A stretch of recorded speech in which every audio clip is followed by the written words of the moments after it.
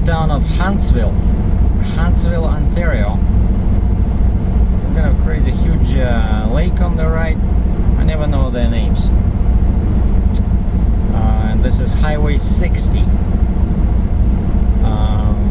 So they're sending me an oversized load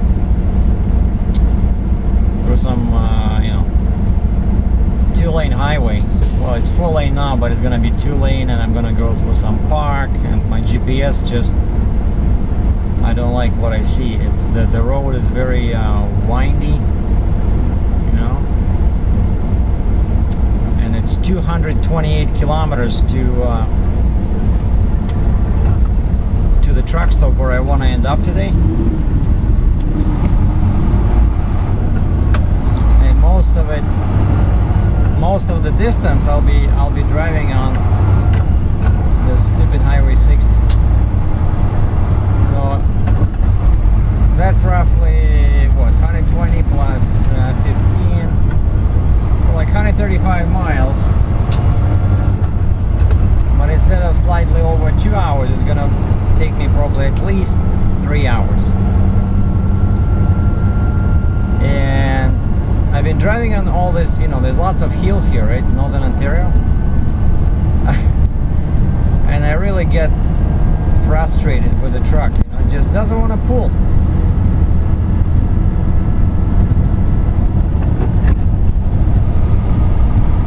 Because this trailer that's on top of my trailer, like the load,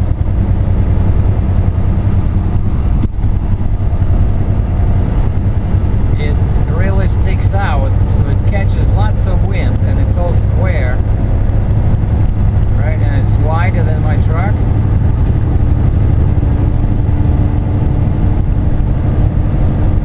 So it acts as one big parachute. So I already called the Cambridge Mac shop. I said I'm going to be back Saturday or Monday. I'm bringing the truck and the new gears. So I really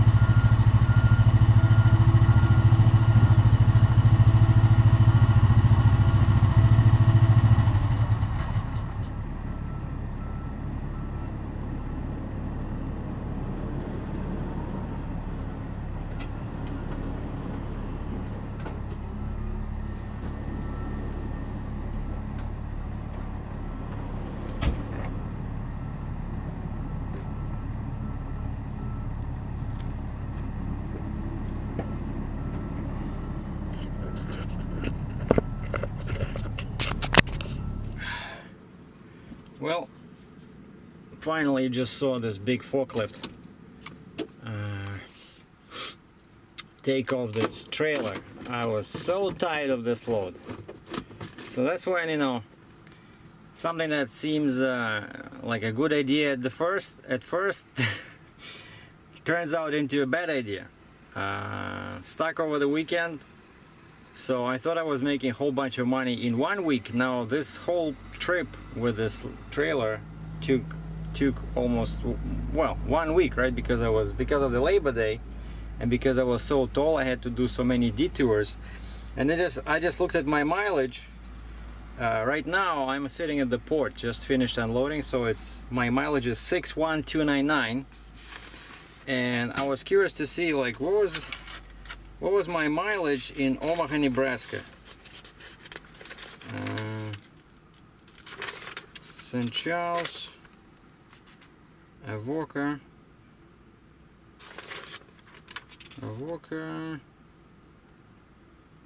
Okay, I think I was in Avoca.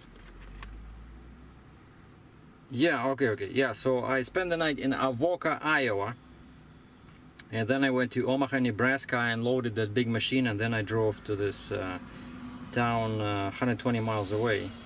So, and the truck stop was about 20 miles away. So basically my mileage on the start of the day was so now it's 61299, and on the start of the day it was 59399. Which is the difference of 1900 miles. Oops. Okay, minus 120, that's what I did to the shipper, and minus 20 from the truck stop in the morning. So that's what this trip, 1760 miles. Now I know when I did Google Maps, like routing, it was about 1350. So you see, that's what happens. And my road was like, they sent me through Algonquin Park in Ontario. I never been there in my life. Like, I only, you know, when I'm driving in sorry, too hot. When I'm driving on near Toronto, I see, stay calm and things will be better. Exactly. So when I'm driving near Toronto, I always see these signs that say 400 kilometers or 240 miles to Algonquin Park. And I was always wondering, what idiot would drive for 4 hours to a park, you know? And this time I was this idiot, but not on my own will, on my own free will, right? But because they sent me from Ontario, they sent me on this stupid Highway 60. And that Highway 60 goes straight through this huge park. And it's like hills. It looks like Alberta. I never knew that northern Ontario can look like this. Actually, it was like lots of lakes, and you'll see some footage at the end of this video. But it was interesting. And then I almost got lost in there. It was already dark, but you know, I couldn't find a truck stop. Finally, I shut down in. So where did I sleep? I was in. This morning I was in thru, Ontario. thru, Ontario, just east of Ottawa, and from there was more detours. I couldn't go on 417, which is a straight you know, road going to 401 or 416. No, they sent me into Quebec through Hawkesbury, Ontario, and there was more circles. So basically I started driving at 8 this morning, and I got to the port, which is west part of Montreal, right? I was just straight north of it, but I couldn't just go south. That would be the shortest way, would be just to stay in Ontario and go south, and then just, you know, do, I don't know, 10 miles, 20 miles on 401 on the freeway into Quebec, and the port is right there, that's where I am now, right? But, you know, what do you do? That's, so definitely, well, it's not too bad. I thought it would be like 2,000 miles, you know? I'm just looking at this, 1760, but the load still paid pretty good, you know? 1760.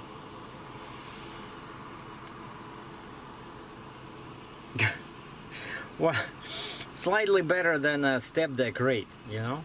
After all this, all I made was just a little bit better than if I had a step deck and this was a step deck load, you know.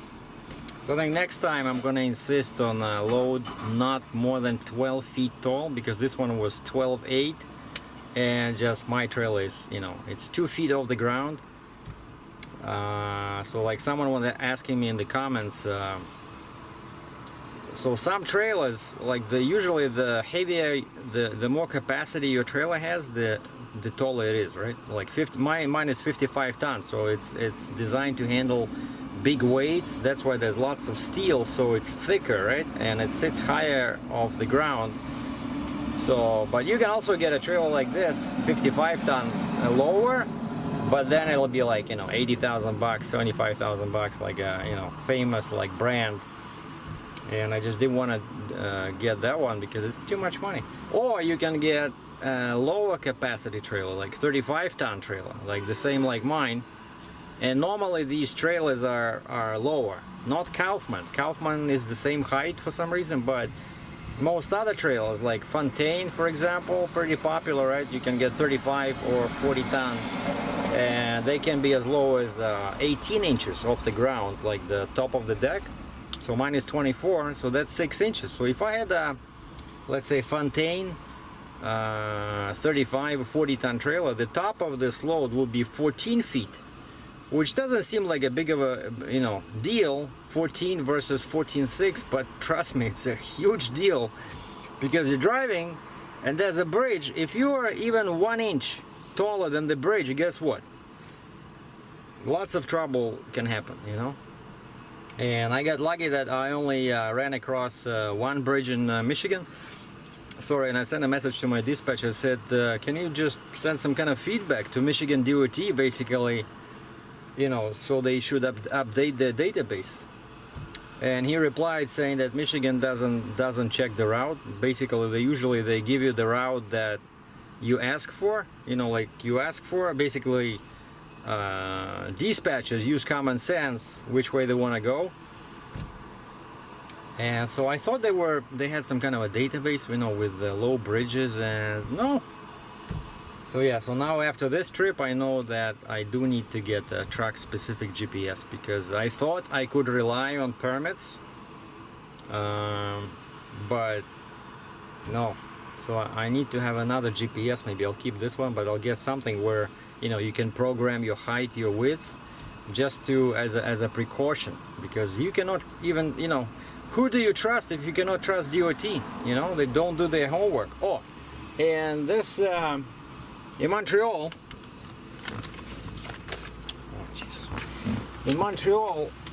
we had to get a permit as well, and of course it's all in French, right? Well, you know, it's still Canada, but who cares, right? So everything is in French. And now, too bad for French people that they cannot translate numbers into French, you know. So numbers are still in English, you know. Numbers are still universal. So and look at what, I don't know, can you see this? Over here there's a list of highways. Look how they write it. It just says from Ontario 344, and then it says 344-148-50-148-640-13-20 Pont Champlain, which took me a while to figure out. Pont, that's bridge. 30-530 Boulevard de Rabelais Boulevard Gérard, so like the final destination. But basically what I'm trying to say is that they don't even tell you south, east, you know, north, ost. And over here I have to make some calls to dispatch, because there's 344, 148, 50, 148. Like what? Why is the same highway like it? And I look on the map, it looks like I'm going north, and I'm turning around going back. You know, I'm not like these people, right? So they should realize that not everybody is from Montreal or Quebec, right? When they give you these permits. And if I was from Quebec, I probably would have an annual permit, so I wouldn't have to do these trip permits. But then, you know, my dispatch called. He says, oh, we know one guy here, another trucking company that operate out of Montreal. I'm gonna call him and ask. And they couldn't find an answer. And then I started looking at my cell phone, and Google Maps saved the day once again, because I saw that. Oh, here. See, that's what I did. That's what you gotta do in our like 21st century. I don't know if you can see that. Yeah, 21st century, you still have to do this stuff. So this was how I came from Ontario. 344, 148. Turns out that 148 is a stupid highway that crosses 50, which is like a nice divided freeway, but it crosses it in 2 points. And that's why the route says 148, 50, 148. So I take 148, I jump on 50, and then I leave 50 and go on 148 south. And then that's how it was. Like, Jesus. This is just an example, right? So it takes just one jurisdiction, you know. You cannot just start driving like this, right? You have to sit down, do your homework. You know, you have to write down. Oh, and I had another list somewhere here. Yeah, and then I did another list. I put it on this little thing in front of my dashboard, and I do like this. See highway, number, and then, sorry, I'm just looking at the screen if the paper shows. And then what helps is that I write distance, you know, like here it was in kilometers, for example, like 13 south for 21 kilometers, and then 20 west for 30 kilometers, 230 south. You know, that's what helps, because of course my GPS, what I did now, oh, actually another trick for someone that I learned is that when you don't have a, like, even if you have a track specific GPS, but your permit sends you somewhere else, what I learned that works, a little trick, is that I punch in the final destination, and my GPS, my TomTom was able to find it. But of course it sends me on a regular route, like direct, you know, especially like this is a car GPS, so it sends me on a car route, even though it has an option called Echo, like economy routing, which is supposed to save you fuel, so it sends you on a freeways, you know, like a little bit around, like perfect for a truck. That's what I usually use. But it'll start sending you on their own, you know, highways, and it'll keep talking, so driving you nuts. So what I do is I turn off the sound, and I keep driving according to my permit. Like here in Quebec, I was driving according to this little map, right? And according to this, and I just keep that, so it keeps working. It keeps recalculating, right? Each time I go on the wrong road, the GPS thinks is wrong. It recalculates, and it was recalculating for like an hour or 1.5 hours, and then finally, boom! I look at the you know, blue line on the screen, and it's the correct one, because I know, right, like how it was supposed to go. And then boom, I turn the sound back on, so it still helps, right? But you know, I just have to watch, you know, signs where it says no trucks. Like for example, now I'm trying to get out of here, and I'm not quite sure I came from that side, but I don't see any signs that say I cannot go this way, and my GPS is sending me this way, because Autoroute 20 is that way, I think. Yeah, and Toronto is that way, Ontario, English speaking world. Actually here, you know, what I like about the port is that I find that in ports everybody's bilingual, you know, which is great. So because here, you know, they deal with international shipments, even though this is probably just a river port, I don't know. But anyway, oh, and one more cool thing I wanted to say is that, like, sorry if I sound so excited, but I'm really happy to see that damn thing, you know, off my trailer. And what I wanted to say is that I was driving and wondering what kind of trucks pull these trailers. If you remember, I mentioned before that these trailers that I brought, so 20.5 tons each, that's the empty weight, so 45,000 pounds. they build them into a B train. So 2 empty ones is 90,000 pounds, right? So, and the guy said a truck pulls it in the mine, it's probably open mine.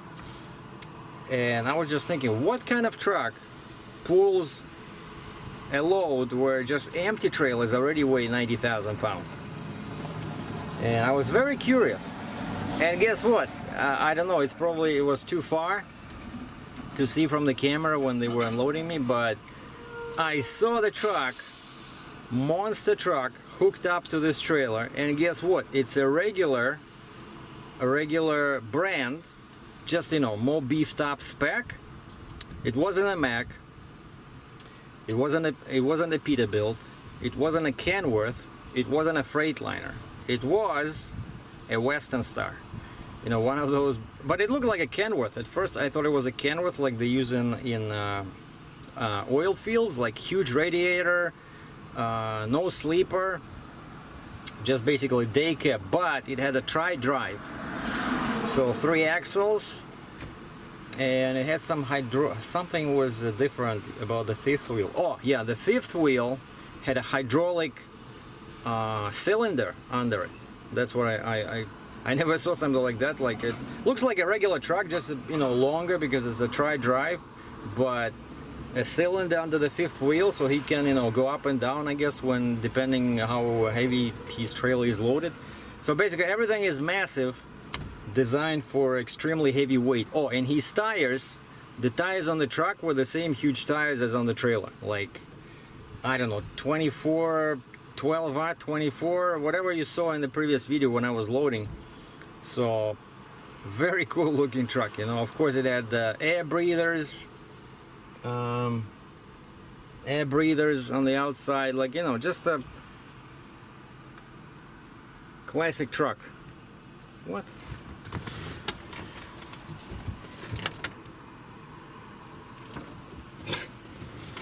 I saw a ship in the mirror. Like, what the heck? Like, you know, I'm sitting on the road and there's a ship in the mirror because my mirrors are facing the port. Yeah, and I was just checking to see if maybe I can, because I saw a couple of those trucks parked near the entrance here, like brand new Western Stars. No, I cannot see them. So yeah, so Western Star. So funny that the company that evidently can afford any kind of equipment, because these trailers are pretty expensive, and they bought them in the States.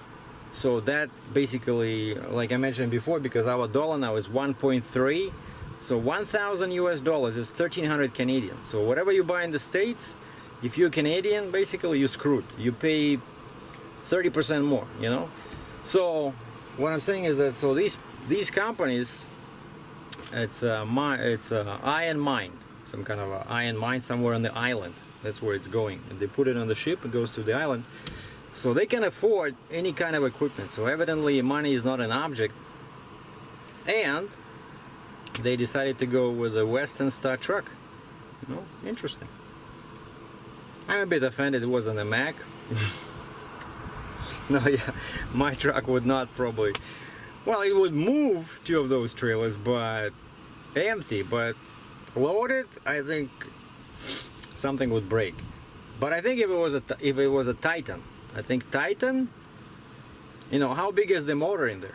Or maybe they put a special engine in there. I don't know, maybe like 1,000 horsepower, but I don't think so. So you can get a Mack Titan with 600 horsepower, 2,000 pounds of torque. You know, put a very slow axle ratio on it, and that thing will crawl up a wall. So I don't think it's a big deal.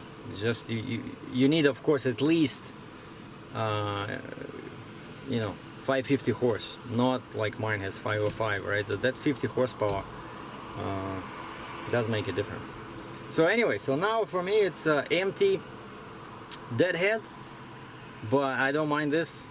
This doesn't go into the equation where I was calculating my loaded miles. Forget it. This, because I chose this, I don't want to wait till, like, they might have another load maybe Monday. I said forget it. Today's Friday.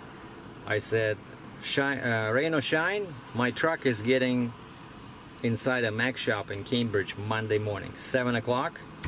So speaking about horsepower, right? So I'm getting 410 axle ratios. So that's gonna give me approximately 30 horsepower. That's it. But still, so now instead of 505, it's as if I have everything the same, but now the engine is 535 horsepower, you know, or about 100 extra pound of torque. That's based on my calculation. Like the ratio between the horsepower and torque and axle ratios, like my calculator here was pretty busy. The buttons started wearing out. Good thing it's a solar battery, so otherwise it was losing power. Too much too many calculations. Anyway, yes sir, it's done. So oh, now what is the time? 20 to 5. Come on, I'm trying to wake my phone. So all I gotta do now is just send a message to my dispatch.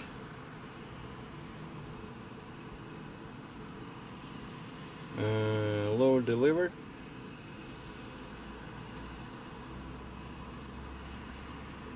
We'll send POD, proof of delivery. My signed what? It's changing it into PLC. No, not PLC. POD. Yeah, we'll send POD tonight.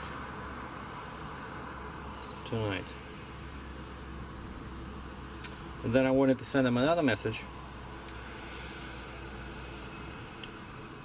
and call it my truck number.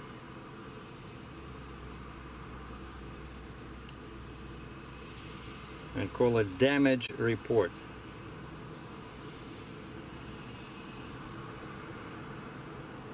What the? Sometimes you gotta hate this, you know, spelling corrections.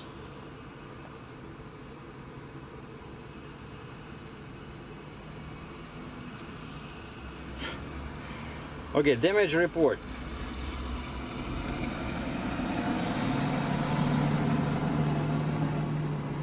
What shall we write here? Total 1750 miles.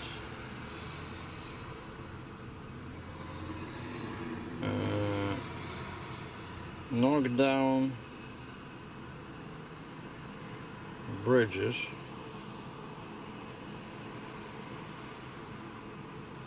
How many bridges did they knock down? 1, 2, 0.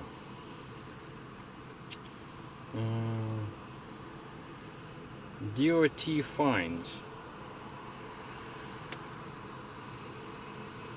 How many fines did I have? 1, 2, 3, 0. Speeding tickets.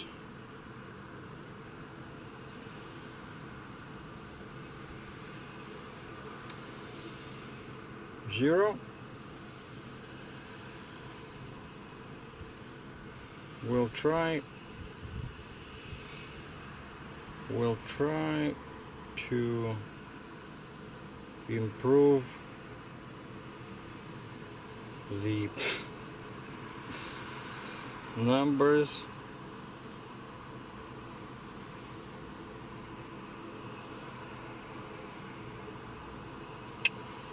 on the next trip. Have a good weekend.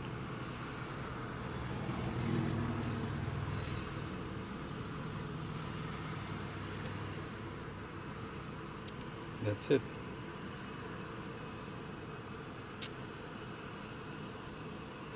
I'm SERGEI DRATCHEV in Montreal, Quebec.